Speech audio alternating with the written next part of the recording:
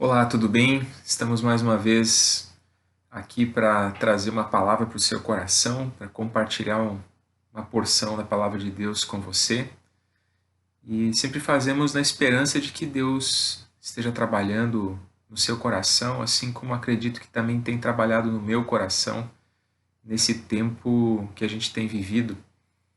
E hoje eu gostaria de resgatar algo que me chamou a atenção desde o início do período que nós estamos vivendo em quarentena, pelo menos a grande maioria de nós, uma grande parte de nós, e dei um título para essa mensagem de hoje dizendo tempo é dinheiro. Essa é uma máxima que nós temos na sociedade de maneira geral, né? Tempo é dinheiro. E num período como esse, em que tantas pessoas são obrigadas a ficarem paradas, de fato, uma frase como essa ganha um significado importante, um significado realmente de peso. E eu gostaria de refletirmos um pouco sobre o significado dessa frase, algumas das suas implicações, e claro, vamos fazer isso à luz da palavra de Deus, porque é assim que nós nos relacionamos com o mundo à nossa volta. Nós o fazemos a partir da narrativa bíblica. A nossa cosmovisão ela é construída a partir da narrativa bíblica. A história narrada na Bíblia nós entendemos como a história da humanidade, a nossa própria história. Nós nos entendemos inseridos dentro dessa história. E é a partir dessa narrativa que nós interpretamos todas as outras histórias. E a história que também acontece ao nosso redor. É sempre assim que nós lidamos com tudo como cristãos. Por isso eu convido você para um momento breve de oração e logo em seguida a gente continua com essa reflexão. A Deus, nós oramos para que onde estivermos agora, onde esta pessoa estiver ouvindo essa mensagem, que ela seja relevante e seja importante no coração dessa pessoa. Nós queremos que Teu Santo Espírito tem se movido, tem despertado, tem feito muitas coisas boas brotarem desse tempo tão diferente e difícil que nós temos vivido. E nós oramos para que também seja assim conosco, como indivíduos, como igreja, como sociedade. Nós queremos, como mundo, né? Nós como mundo, nós queremos sair de fato dessa realidade com lições bem aprendidas. Mas isso não será automático. Nós precisamos, de fato, de uma reflexão profunda que venha gerar metanoia, que venha gerar transformação de dentro para fora, para que essas mudanças, de fato, se concretizem, se realizem. E assim nós oramos para que essa transformação comece com cada um de nós, nas pequenas coisas. Tantas vezes o Senhor Jesus comparou o reino de Deus com uma semente, o grão de mostarda, comparou com o fermento que leveda a massa. São coisas que parecem insignificantes, mas que têm um grande poder. Assim também é as transformações que o Senhor opera. Elas muitas vezes parecem inicialmente muito insignificantes, até nas nossas vidas, no mundo, no nosso redor. Mas quando elas de fato são operadas pelo Senhor, como uma forma de manifestação do reino de Deus, elas se desdobram de maneira poderosa. E essa é a nossa expectativa, de que sementes do teu reino venham a ser plantadas e germinar nesse tempo que nós estamos vivendo. Em nome de Jesus. Amém. Muito bem. Eu quero ler com vocês hoje, basicamente, o texto de Êxodo 20, dos versículos de 8 a 11, que retratam o terceiro mandamento. E também depois eu quero ler com vocês um pedaço, alguns textos, versículos avulsos de Levítico capítulo 25. E uma outra reflexão eu já havia citado Levítico 25, mas hoje eu quero aprofundar esse tema e ir um pouco mais a fundo nessa reflexão que a gente já iniciou em algum outro momento, ok? E que reflexão foi essa que nós fizemos em um outro momento? Deus estaria nos colocando nesse tempo de quarentena, numa espécie de período sabático. Deus estaria nos forçando a parar de algum modo, e eu não vou dar uma resposta simples para essa pergunta, longe disso, mas eu gostaria de fazer algumas reflexões justamente sobre essa questão, sobre esse tema.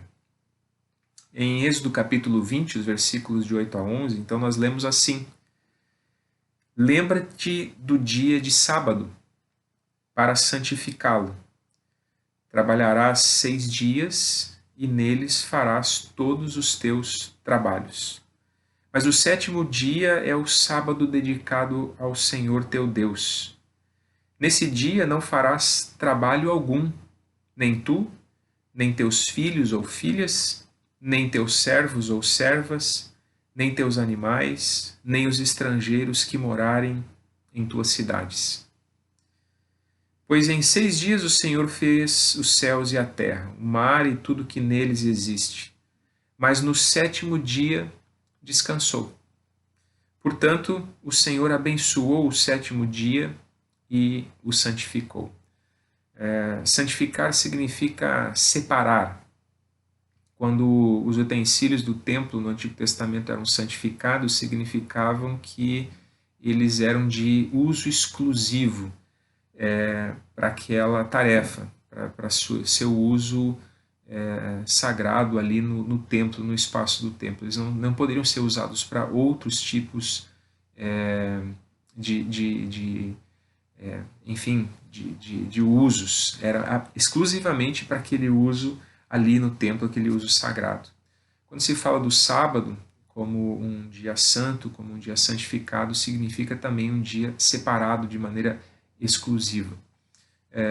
Assim também no Antigo Testamento você tinha, por exemplo, comidas que eram puras e comidas impuras. Quando a gente olha da perspectiva do Novo Testamento, a gente percebe de que muitas dessas questões ligadas à questão do culto no Antigo Testamento, elas são ressignificadas pela vinda, morte e ressurreição de Jesus.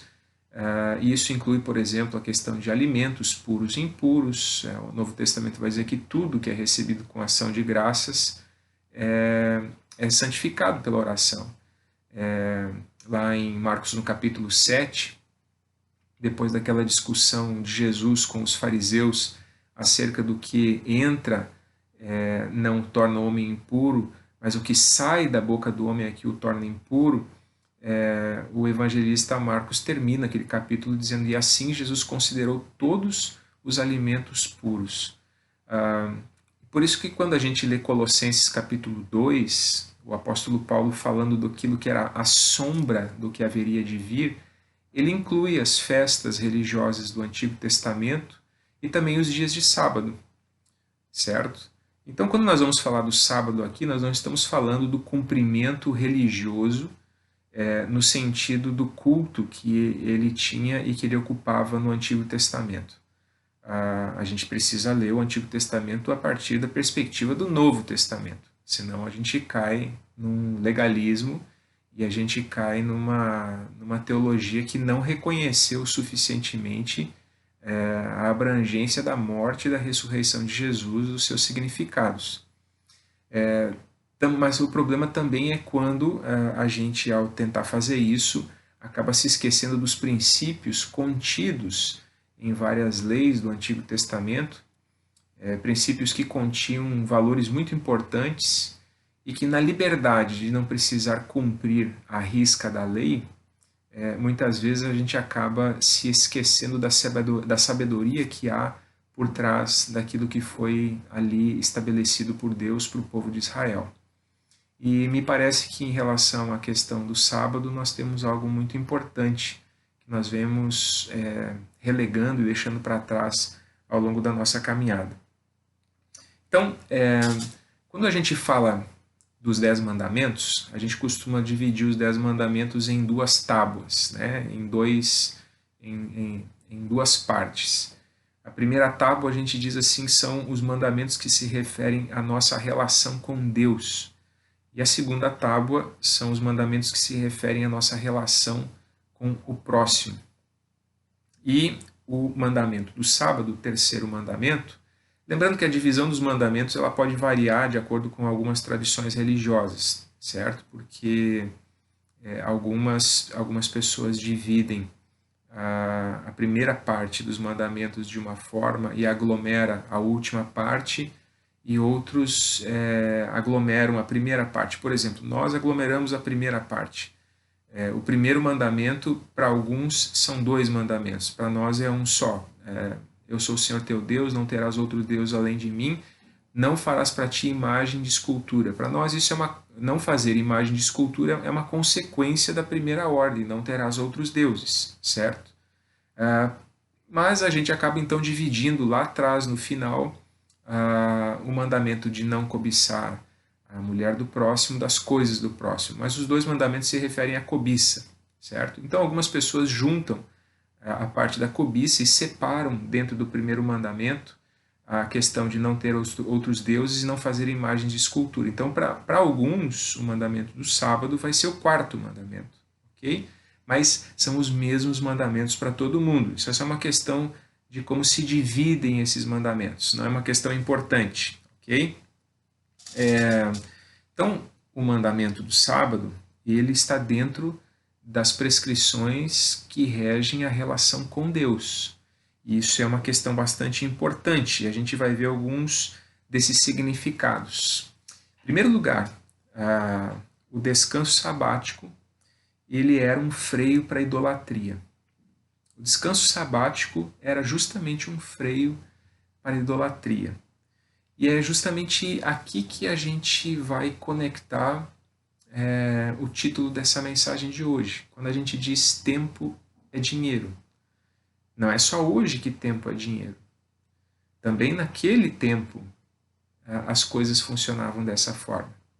E também por isso que é dada a ordem para Israel, como povo de Deus, de que eles parassem, de que eles interrompessem as suas atividades econômicas, o seu trabalho, um dia na semana. Porque isso seria uma declaração de em quem eles confiavam. Em quem nós confiamos? Quem, na verdade, cuida de nós? Somos nós mesmos, o nosso trabalho e o dinheiro que a gente ganha? Aonde está depositada a nossa confiança? Em Deus? Ou no nosso próprio empenho, no nosso próprio esforço, na nossa própria capacidade e no nosso dinheiro e nos bens que nós conseguimos conquistar com o nosso trabalho? Essa é a pergunta básica que está por trás da questão do sábado. Em quem você confia? E por isso a importância de parar, de poder ter um tempo exclusivo para adorar a Deus. Porque quando a gente não para adorar ao Deus verdadeiro, isso nos coloca inevitavelmente numa relação de idolatria com aquilo que não é Deus. Quando a gente diz que tempo é dinheiro, a gente está fazendo uma declaração de que o nosso Deus, ele é o próprio dinheiro. E esse mandamento, ele é justamente esse freio para essa relação adoecida com o trabalho, essa relação adoecida com o dinheiro, ok? Portanto, o primeiro aspecto aqui justamente está relacionado com as outras falas de Deus dentro dos mandamentos, que é um freio para a idolatria. Profundamente relacionado com isso, o descanso sabático é um freio para a ganância, certo? Porque a idolatria ao dinheiro, o dinheiro é o ídolo nesse processo e nesse pacote, mas a ganância é o pecado envolvido na relação com esse ídolo, na relação com esse falso Deus. E a ganância o que é? Como que a gente poderia conceituar a ganância? A gente pode conceituar a ganância dizendo que é esse desassossego ansioso de quem nunca se contenta com o que tem. O apóstolo Paulo, lá em Filipenses, no capítulo 4, ele disse que ele aprendeu a viver contente. O ganancioso é o eterno descontente. É a pessoa que não quer ou não consegue aprender a viver contente.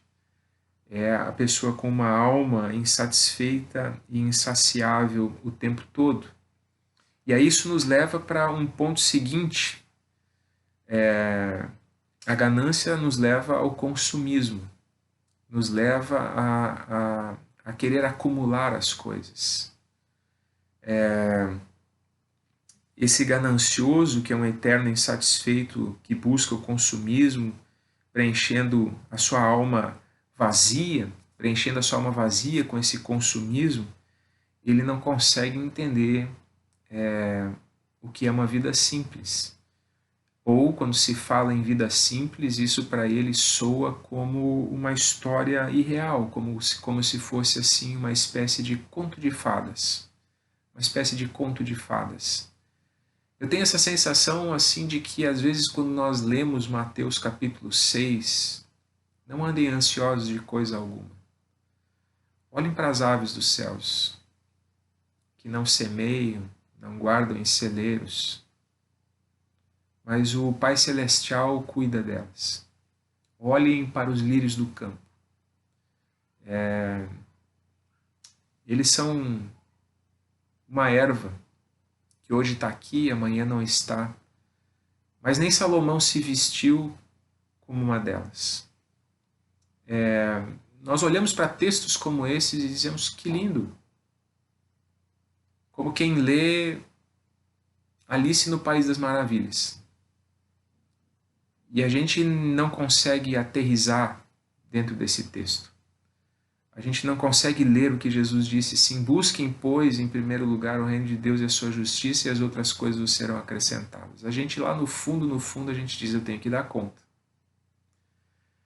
Como a gente costuma sempre dizer, as coisas não caem do céu, não é verdade? Dinheiro cai do céu, sustento para sua família cai do céu. Não, realmente não cai do céu. A gente precisa trabalhar e num contraponto a uma mensagem como essa que eu estou trazendo, a gente poderia abrir o livro de Provérbios e falar sobre o preguiçoso, né? Isso também é biblicamente condenável nas Escrituras. Mas nós não estamos falando de preguiça, nós estamos falando de descanso. A pergunta aqui é em quem nós depositamos a nossa confiança. A pergunta aqui é se nós não escondemos ídolos e nós colocamos fachadas bonitas sobre esses ídolos. E talvez nesse momento da nossa história, essa relação idolátrica ela possa aparecer de uma maneira mais intensa na nossa jornada, na nossa caminhada, porque o nosso ídolo é ameaçado pela situação que nós estamos vivendo. Em último lugar, em quarto ponto, assim, esse descanso ele acaba sendo um freio para o nosso materialismo. Materialismo aqui é diferente de consumismo, porque o materialismo é quando você, de fato, passa a viver como se Deus não existisse, certo? É quando a narrativa da sua vida não é mais a história de Deus, não é mais o Evangelho, mas a narrativa da sua vida passa a ser frases como essas: as coisas não caem do céu, tempo é dinheiro, Deus ajuda quem cedo madruga. Cada uma dessas frases tem o seu lado de verdade, e eu não estou negando isso, não estou dizendo que essas questões não têm os seus horizontes de verdade, mas às vezes elas se apresentam para nós como os verdadeiros versículos que guiam as nossas jornadas nessa vida. O que guia a nossa vida não são as palavras de Jesus, mas são frases como essas. A nossa Bíblia de verdade não foi escrita, ela não está no papel. Ou talvez para alguns de nós está, mas não está escrito na frente, na capa dela, Bíblia Sagrada. está escrito outros títulos que falam de sucesso, que falam de como se tornar alguém especial dentro desse mundo competitivo. São outros critérios que determinam as nossas escolhas, as opções que nós fazemos. Não é a Escritura, não são as palavras de Jesus. São outras coisas que determinam, de fato, o chão no qual nós pisamos. É interessante perceber que quando a gente olha, falando dessa coisa do materialismo, né?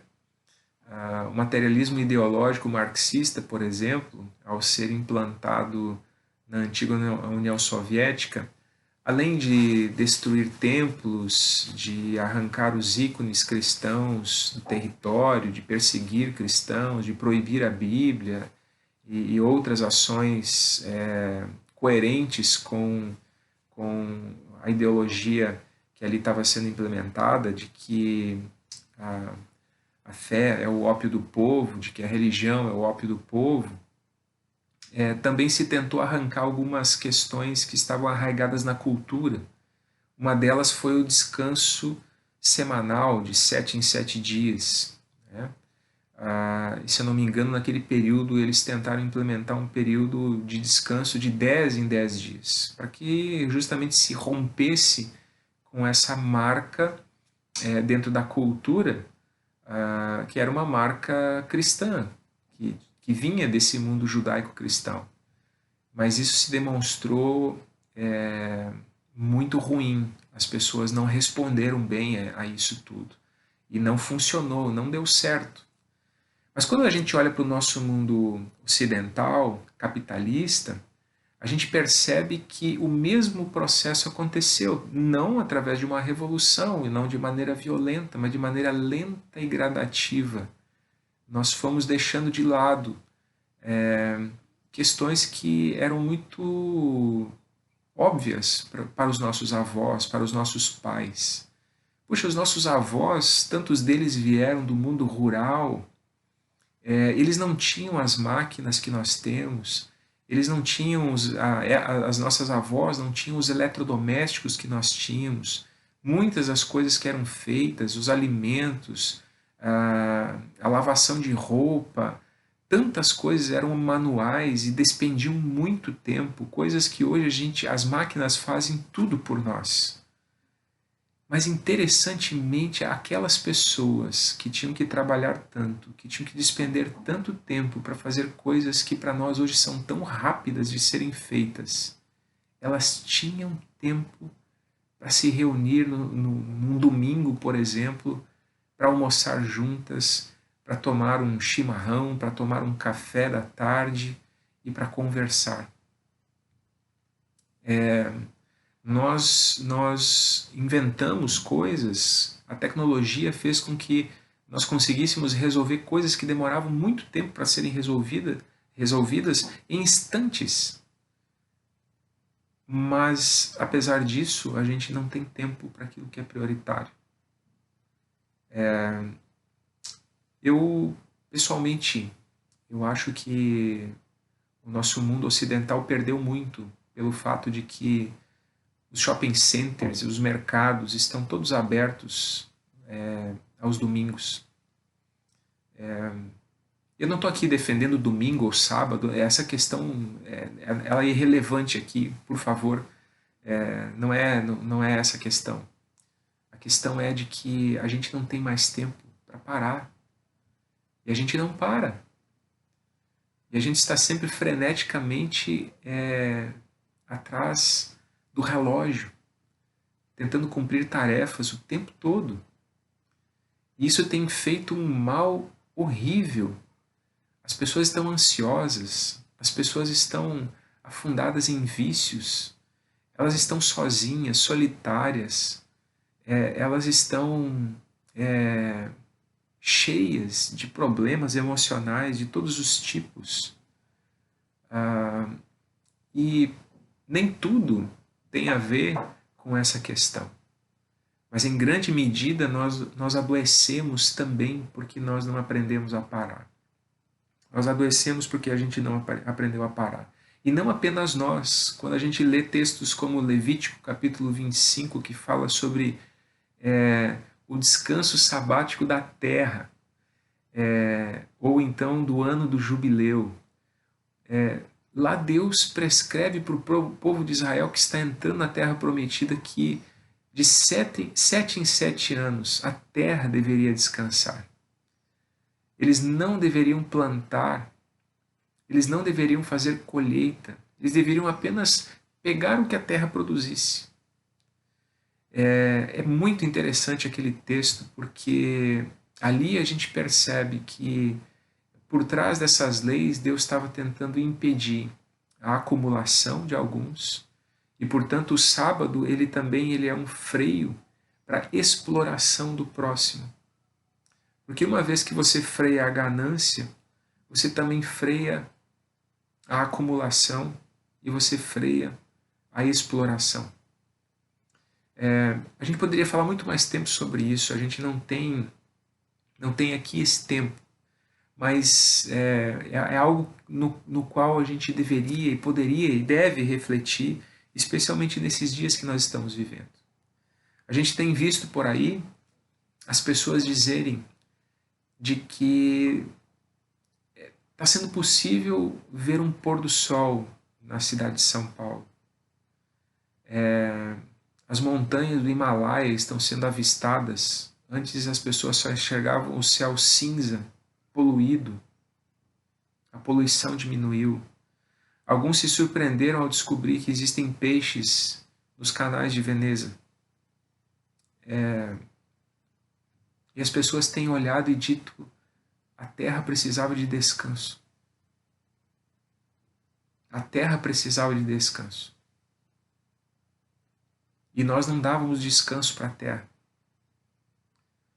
É um momento de voltar para a sabedoria de Deus, é um momento de voltar para a sabedoria de Deus e nos perguntar se quando tudo isso acabar, a gente quer simplesmente voltar a fazer tudo como fazia, ou então se a gente deseja aprender algumas coisas. E uma das coisas que eu gostaria de desafiar a você que me ouve nesse momento é de que a gente pudesse olhar com muito carinho para coisas que a gente perdeu ao longo da nossa caminhada porque nós fomos nos tornando materialistas. Quando alguém é ateu, é natural que a pessoa seja materialista, é natural que ela viva como se Deus não existisse. Então, se você vê uma pessoa que é ateu, não acreditando em eternidade e vivendo apenas da perspectiva dessa vida, do hoje, é a coisa mais natural do mundo. Mas quando você ouve cristãos vivendo da mesma forma, aí a gente começa a se perguntar que tipo de fé cristã é essa que essa pessoa vive. E nós como cristãos, essa não é uma frase nova, eu já falei em outros momentos, porque esse é um ídolo do nosso tempo. Nós como cristãos, nós vivemos como se Deus não existisse. E isso se traduz basicamente pelo fato de que a nossa relação com Deus é cultivada no momento do culto no domingo. Para muitos de nós, leitura bíblica, oração, é algo que acontece exclusivamente num dia da semana, num determinado lugar e mais nada. A gente vive no nosso cotidiano como se Deus não existisse. Se Deus fosse riscado, nós continuaríamos vivendo do mesmo jeito que viveríamos. Na verdade, a fé, para muitos de nós, não faz diferença alguma no modo como a gente vive. Alguma. E recuperar o princípio do sábado, entre outras coisas, mas para um começo bem prático, e também para esse momento que nós estamos vivendo, que nós estamos passando, talvez signifique recuperar o chamado culto doméstico. Significa recuperar essa coisa de, em casa, nós pararmos para ler a Bíblia juntos, para orarmos, para buscarmos a Deus juntos. Quantas vezes se insistiu, e talvez a gente ainda vai estender um pouco essa reflexão em alguns outros momentos, quando Lutero, por exemplo, escreveu o Catecismo Menor, ele intencionava que os pais ensinassem os seus filhos acerca das questões básicas da fé em casa. Depois nós transformamos o Catecismo Menor num manual, num manual de conteúdos básicos para o ensino confirmatório. E delegamos a tarefa de ensinar esses conteúdos para os pastores, para os profissionais da igreja. Ultimamente, eu tenho ajudado na questão da edição do Devocionário Orando em Família. Devocionários são materiais em extinção ou que estão num formato em crise. Por quê? Porque as pessoas não param mais para ler. As pessoas não têm um momento devocional. E é porque não é importante? Não, é porque nós, na prática, nós nos tornamos materialistas. Porque na prática, a gente não consegue separar tempo para adorar a Deus. Alguém uma certa vez já disse que uma das maiores expressões de amor é o tempo. Quando a gente ama uma pessoa, a gente dedica tempo a essa pessoa. E isso também é verdade em relação a Deus. Portanto, eu quero deixar essa palavra para que a gente reflita e para que a gente procure estabelecer agora, talvez nesse momento a gente consiga colocar dentro da nossa agenda esse espaço imprescindível para a gente buscar Deus individualmente, mas também como família. De reunir a família uma vez por semana, de buscar Deus em casa juntos como família e cultivar essa relação com Deus.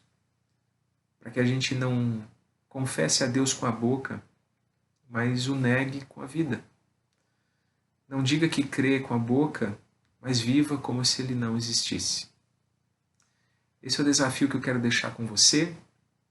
A minha oração é que eu também consiga colocar isso em prática, no sentido pleno da palavra, de uma maneira muito melhor do que eu tenho feito até aqui. E também gostaria de desafiar você, para que você pensasse como tem sido isso na sua própria caminhada, na sua própria trajetória, para que você reflita nessa questão. Ok? Deus abençoe e até uma próxima, quando mais uma vez vamos estar aqui compartilhando com você uma porção da palavra de Deus. Fica com Deus, Deus te abençoe. Amém.